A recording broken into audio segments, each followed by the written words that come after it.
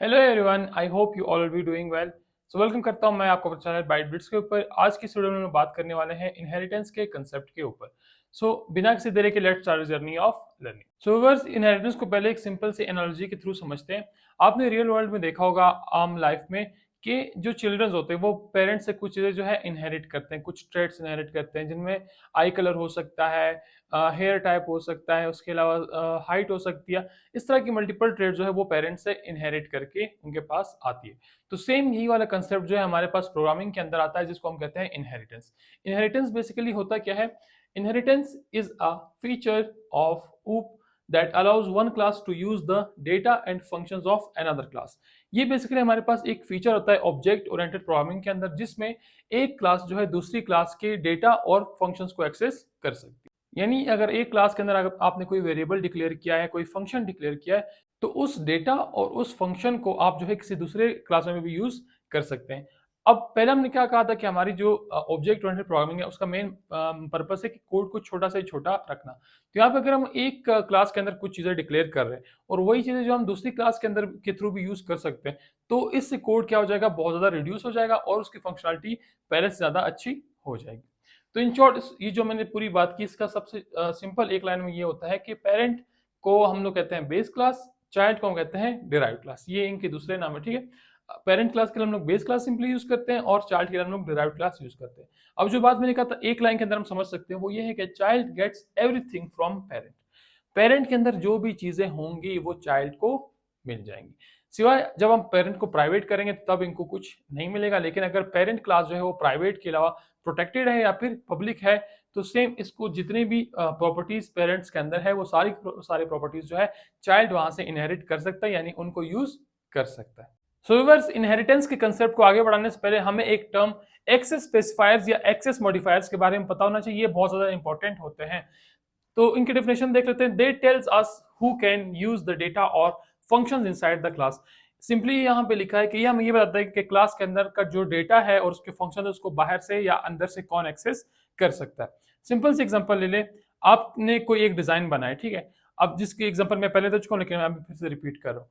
आपके पास एक डिजाइन है कार बनाने का, आपके पास मल्टीपल फैक्ट्रीज है और आप जो है वो डिजाइन शेयर करना चाहते हैं। तो आप चाहते हैं कि आप वो डिजाइन आप किसको देना चाहते हैं? आप वो अपनी फैक्ट्री के अंदर रखना चाहते हैं, आप जो है अपनी बाकी फैक्ट्रीज में वो डिजाइन पहुंचाना चाहते हैं, या आप चाहते हैं कि वो डिजाइन जो है बाकी कंपनीज को भी पहुंच जाए, उसको पब्लिकली शेयर करना चाहते हैं। तो ये आपकी मर्जी होती है। सेम यहाँ पे जो आपने कोड लिखा हुआ है, वो कोड आप किस किस क्लास के साथ शेयर करना चाहते हैं और कहाँ पे उसको रिस्ट्रिक्ट करना चाहते हैं। तो हमारे पास जो है तीन टाइप के एक्सेस स्पेसिफायर्स होते हैं। एक आता है पब्लिक, फिर आता है प्राइवेट और तीसरा आता है प्रोटेक्टेड। पब्लिक का अगर सिंपल देख लें तो पब्लिक एक्सेस स्पेसिफायर अगर आपने लिख दिया तो मतलब आप उस डेटा को कहीं से भी उस क्लास के अंदर, उस कोड के अंदर जो है एक्सेस कर सकते हैं।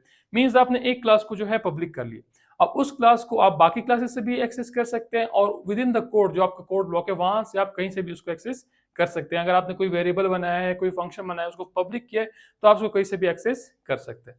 नेक्स्ट हमारे पास आता है प्राइवेट। प्राइवेट एक ऐसा कीवर्ड है जो आप सिर्फ with in the class use कर सकते हैं। अगर एक क्लास के अंदर मैं किसी वेरिएबल या किसी फंक्शन को प्राइवेट कर देता हूं, तो वो सिर्फ उसी क्लास के अंदर ही यूज हो सकता है, उसको बाहर से कोई भी एक्सेस नहीं कर सकता। सो नेक्स्ट जो हमारे पास कीवर्ड आता है वो आता है प्रोटेक्टेड का। प्रोटेक्टेड का जो कीवर्ड है ये एक ऐसा एक्सेस स्पेसिफायर है जिसको आपने थोड़ा सा ध्यान से देखना है। प्रोटेक्टेड, अगर आपने एक क्लास के अंदर प्रोटेक्टेड किसी चीज को कर दिया तो मतलब वो विद इन द क्लास जो है पब्लिक है और क्लास के बगैर कोई भी एक्सेस नहीं कर सकता। लेकिन यहाँ पे एक कंडीशन है, अगर आप इनहेरिटेंस का कंसेप्ट यूज कर रहे हैं तो आप जिस भी चाइल्ड से चाहें उसको एक्सेस कर सकते हैं। फॉर एग्जाम्पल, अगर आपने एक क्लास के अंदर एक फंक्शन को या एक जो है वेरिएबल को प्रोटेक्टेड कर दिया है, तो आप अगर उस क्लास को कोई और दूसरी क्लास इनहेरिट कर रही है, यानी उसका कोई चाइल्ड है, तो वो जो है इसको एक्सेस कर सकता है, वरना इसके अलावा कोई भी इसको एक्सेस नहीं कर सकता। दोबारा से देखते हैं। पब्लिक जो है वो can be accessed anywhere inside और आउटसाइड द क्लास। अगर ये आपने लिख दिया तो आप इसको कहीं से भी एक्सेस कर सकते हैं। नेक्स्ट है private, can be used only inside the same class. सिर्फ उस सेम क्लास की तरफ इसको एक्सेस कर सकते हैं। By default private if you don't specify access. अच्छा, यहाँ पे एक और बात भी है, अगर आप एक्सेस नहीं लिखते, आप डायरेक्ट वेरिएबल्स डिक्लेयर करते हो, डायरेक्ट फंक्शंस डिक्लेयर करते हो, तो वो बाय डिफॉल्ट क्या होते हैं, वो प्राइवेट होते हैं जब तक आप उसको चेंज नहीं करते। नेक्स्ट जो है प्रोटेक्टेड, उसकी पढ़ लेते हैं। एक्सेसिबल इनसाइड क्लास, क्लास के अंदर एक्सेसिबल है, ठीक है। For outside only child can access them. अगर आउटसाइड के लिए आप देखना चाह रहे हैं क्लास से बाहर की बाउंड्रीज को, तो सिर्फ इसके जो चाइल्ड है वो इसको एक्सेस कर सकते हैं। सो व्यूअर्स, अब ये देखेंगे कि हम किस तरह से सी प्लस प्लस के अंदर एक बेस क्लास बना सकते हैं और उसके अकॉर्डिंगली एक डिराइव क्लास बना सकते हैं और उस बेस डिराइव क्लास से बेस क्लास की जो फंक्शंस है या डेटा है उसको एक्सेस किस तरह से कर सकते हैं। सबसे पहले आप लोगों ने अपना कंपाइलर खोलना है और उसके ऊपर जो है प्री प्रोसेसर डायरेक्टरीज लिखनी है, hashtag include iostream using namespace STD, बस यहाँ तक। इसके बाद हम डायरेक्ट यहाँ पे इंट मेन नहीं लिखेंगे क्योंकि वो हमारे पास आता है प्रोसीजर प्रोग्रामिंग में, लेकिन यहाँ पे हम क्या कर रहे हैं, ऑब्जेक्ट ओरिएंटेड प्रोग्रामिंग यूज कर उसमें हमने क्लासेस बनाई हुई है। अच्छा, वो भी आएगा, वो हमारे पास लास्ट में आएगा। पहले देख हम सब पहले क्या करेंगे, एक क्लास बनाएंगे। कौन सी क्लास? जो हमारे पास पहले आएगी वो हमारे पास होगी बेस क्लास, ये इसको हम पेरेंट क्लास भी कह सकते हैं, ठीक है। यहाँ पे मैं कमेंट लिख रहा हूँ, ये हमारे पास है बेस क्लास। अच्छा, यहाँ पे आप एक सिंपल एग्जांपल पहले समझ ले कोड की तरफ जाने से पहले। हमारे पास एक क्लास होती है एनिमल्स की। अब उसके अंदर जितने भी एनिमल्स है वो सारे उसके अंदर आते हैं। लेकिन अगर आपके सामने एग्जांपल है डॉग है, तो वो डॉग क्या है, वो एक इंस्टांस है, वो एक तरह का ऑब्जेक्ट है उस एनिमल क्लास का। अब एनिमल सारे एनिमल है, हर एनिमल को हम एनिमल कह सकते हैं, लेकिन उसके लिए एक स्पेसिफिक नाम होगा। जैसे डॉग हो सकता है, कैट हो सकता है, रेट हो सकता है, लाइन हो सकता है, ये उस ऑब्जेक्ट का स्पेसिफिक नाम हो जाएगा। तो अगर हम क्लास के कंसेप्ट से देखें, हमने क्लास में क्या कहा था कि क्लास एक रियल वर्ल्ड एंटिटी नहीं है, ये एग्जिस्ट नहीं करती, ये बस एक कंसेप्ट है। सेम एनिमल को अगर हम देखें तो एनिमल खुद तो एग्जिस्ट नहीं करता ना, एनिमल का जो क्लास है वो एक बहुत बड़ी क्लास को रिप्रेजेंट कर रहा है, उसके अंदर मल्टीपल एनिमल आ रहे हैं, लेकिन हर एनिमल का कोई स्पेसिफिक नाम होता है, ठीक है। अब उसका स्पेसिफिक नाम है, जैसे डॉग है, डॉग हमारे पास एनिमल क्लास का एक ऑब्जेक्ट हो गया, या अगर हम कैट देख लें तो वो भी एनिमल क्लास का हो गया, एक ऑब्जेक्ट हो गया। सेम यहाँ पे हम एग्जांपल लेते हैं। सबसे पहले हमने क्या कि बेस क्लास बनाई है या पेरेंट क्लास बनाई है, उसका नाम हमने रखा है एनिमल।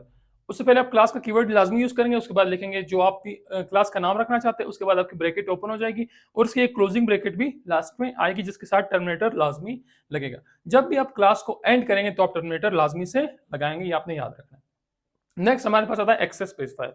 मैं यहाँ पे इसको पब्लिक डिक्लेयर कर रहा हूँ क्योंकि मैं चाहता हूँ मैं इसको पब्लिक ही रखना चाहता हूँ, कोई भी इसको एक्सेस कर सकता है, ठीक है। नेक्स्ट मैंने यहाँ पे एक फंक्शन बनाया। अब इस फंक्शन को आप ध्यान से देखिए, फंक्शन है वाइट ईट। वाइट तो आपको पता है ना क्या होता है कि कोई भी हमारे पास रिटर्न कुछ नहीं हो रहा तो हम वाइट यूज करते हैं, जब यहाँ से हमारे पास पैरामीटर्स या रिटर्न कर ओके कुछ नहीं आता। ईट नाम का मैंने एक फंक्शन बनाया, उसमें मैंने एक प्रिंट स्टेटमेंट लिखी है, दिस एनिमल कैन ईट। अब यहाँ पे एक जनरल स्टेटमेंट देख लें, हर एनिमल जो है ईट कर सकता है, चाहे चाहे वो कैट हो, डॉग हो, लाइन हो, पैंथर हो, कोई भी हो, वो ईट कर सकता है या नहीं कर सकता। तो हमारे पास मैंने वो चीज यहाँ पे रखी जो सब के अंदर कॉमन, जो सब एनिमल्स के अंदर होता है, ठीक है। उसके अलावा मैं यहाँ पे वॉकिंग का, रनिंग का कोई भी जो है ऐड कर सकता हूँ, जो मुझे लगता है कि सारे के सारे एनिमल्स ये काम करते हैं।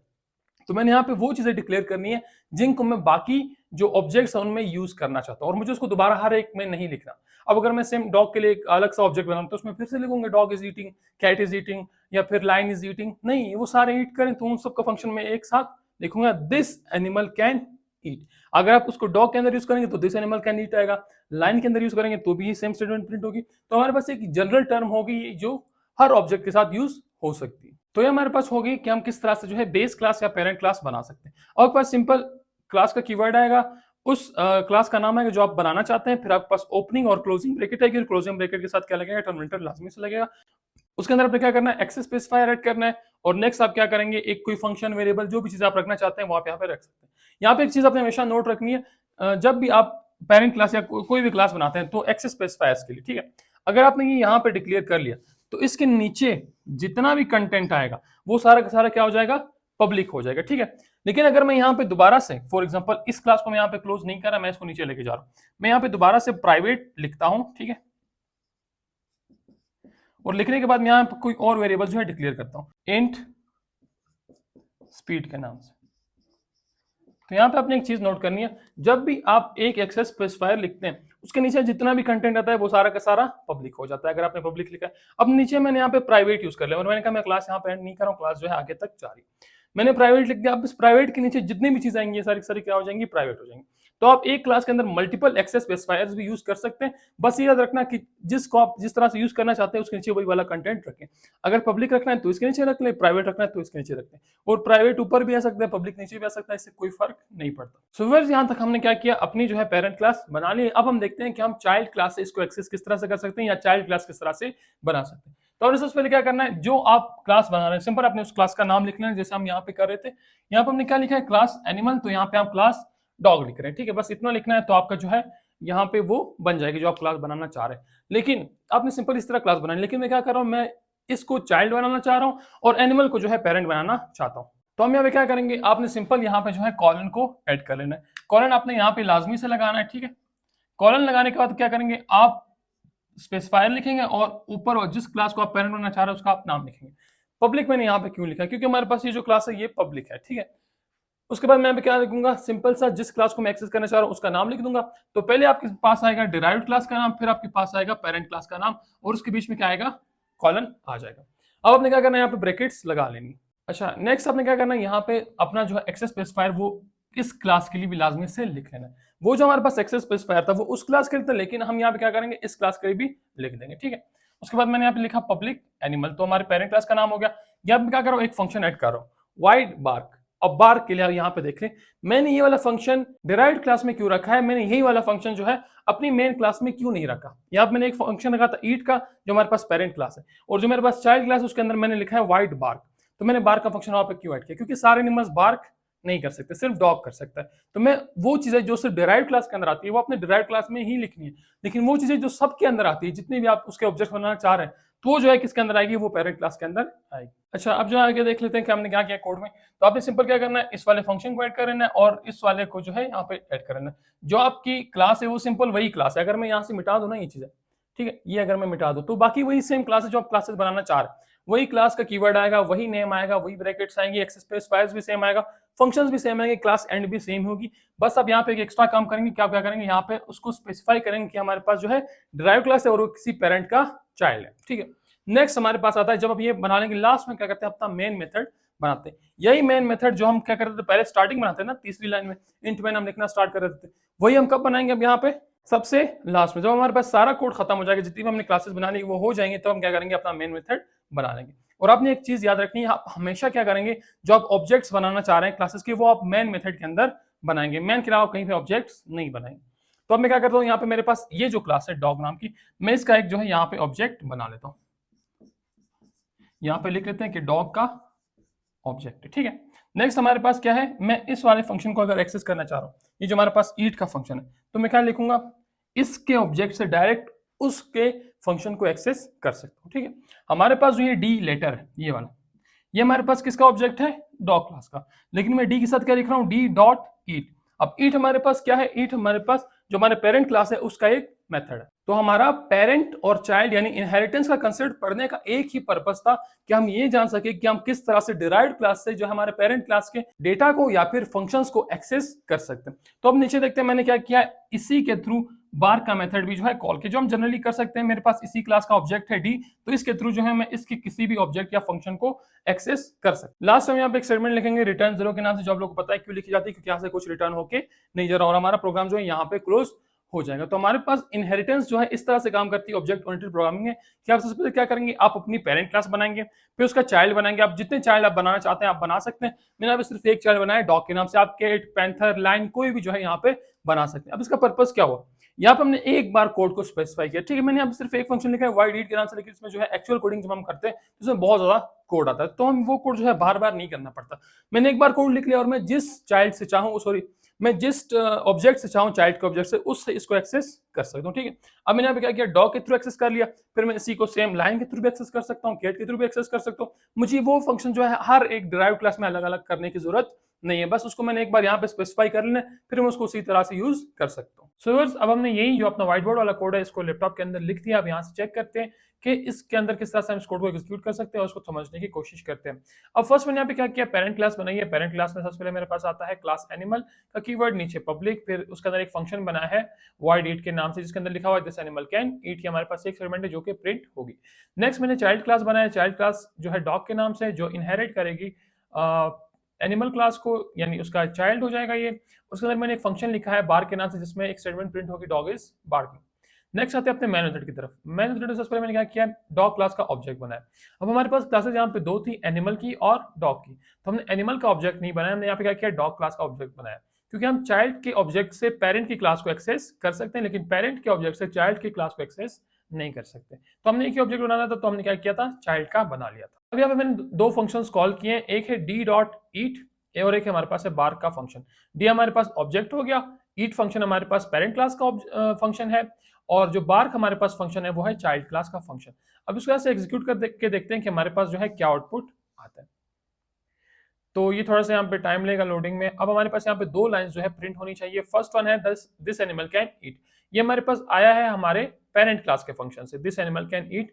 एंड नेक्स्ट जो हमारे पास है डॉग इज बार्किंग, ये हमारे पास आया है चाइल्ड क्लास के फंक्शन से। तो यहाँ पे हमने ये देख लिया कि इनहेरिटेंस के अंदर हम अपने जो है चाइल्ड क्लास का ऑब्जेक्ट बना के उससे पेरेंट क्लास के ऑब्जेक्ट या पेरेंट क्लास के जो है फंक्शंस वगैरह को एक्सेस कर सकते हैं। सो व्यूअर्स, ये था हमारे पास इनहेरिटेंस का कंसेप्ट कि ऑब्जेक्ट ओरिएंटेड प्रोग्रामिंग में इनहेरिटेंस का कंसेप्ट किस तरह से काम करता है, पेरेंट और चाइल्ड को हम किस तरह से बना सकते हैं और चाइल्ड के थ्रू किस तरह से पेरेंट की जो फंक्शंस है उसको एक्सेस कर सकते हैं। सो व्यूअर्स, अगर आप लोगों को वीडियो अच्छी लगी है तो अपने दोस्तों के साथ लाजमी शेयर कर दे, वीडियो को लाइक और चैनल को सब्सक्राइब लाजमी से कर दे। मिलते हैं नेक्स्ट वीडियो में, तब तक के लिए टेक केयर।